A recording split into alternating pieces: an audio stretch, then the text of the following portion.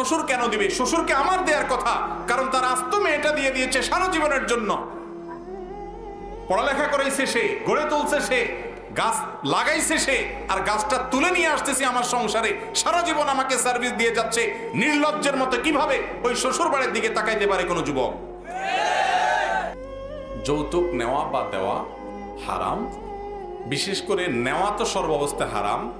দেওয়াটা কোনো মেয়ের বাবা যদি বাধ্য হন, এছাড়া তার মেয়ের বিয়ে না হয়, তাহলে সেক্ষেত্রে তার জন্য নিরুপায় হয়ে তাকে কোনো অসভ্য সমাজ বাধ্য করেছে, কোনো অসভ্য ব্যক্তি পরিবার বাধ্য করেছে, সেজন্য বেচারা বাধ্য হয়ে তার মেয়ের বিয়ের জন্য যদি দেয়, তাহলে তার দেওয়াটা কি হবে না? হারাম হবে না।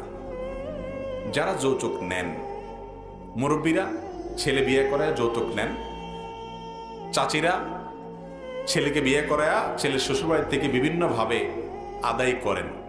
সারা বাংলাদেশে আছে, আপনাদের এই অঞ্চলেও আছে না নাই?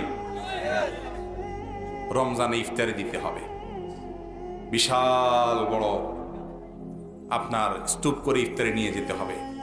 মেয়ের বাপের কি আছে কি না আছে এসব দেখা দেখি নেই, ঠিক না বেঠিক? ফলের সময় ফল কিনে দিতে হবে অনেক, হ্যাঁ, কোরবানের সময় গরুর কল্লা পাঠাইতে হবে, রান পাঠাইতে হবে, আর বিয়ের সময় তো বলতেই নাই, অনেক কিছু দিতে হবে। এসব কালচার আছে না নাই? বিয়েতে যারা যৌতুকের সাথে জড়িত তাদেরকে কিভাবে বুঝাবেন? ছোট্ট একটা লজিক বলি আমি, খুব ছোট্ট, একেবারে সহজ সরল। সেটা হলো, যেই ছেলে কোনো মেয়েকে বিয়ে করে তুলে আনে, এই ছেলে ওই মেয়ের বাপের বাড়ির থেকে যে টাকা পয়সা নিবে, জিনিসপত্র নিবে, সুবিধা নিবে, এগুলো নেওয়ার তো একটা রিজন থাকতে হবে, কারণ থাকতে হবে। কেন নিবে? কিসের বিনিময়ে নিবে? মেয়ের বাপ বেচারা কি অপরাধ করেছে যে তাকে টাকা পয়সা দিতে হবে আপনাকে? যদি বলেন যে সে মেয়ে জন্ম দিয়ে অপরাধ করেছে, সেজন্য তাকে প্রায়শ্চিত্ত করতে হবে দিয়ে, তাহলে ভিন্ন কথা।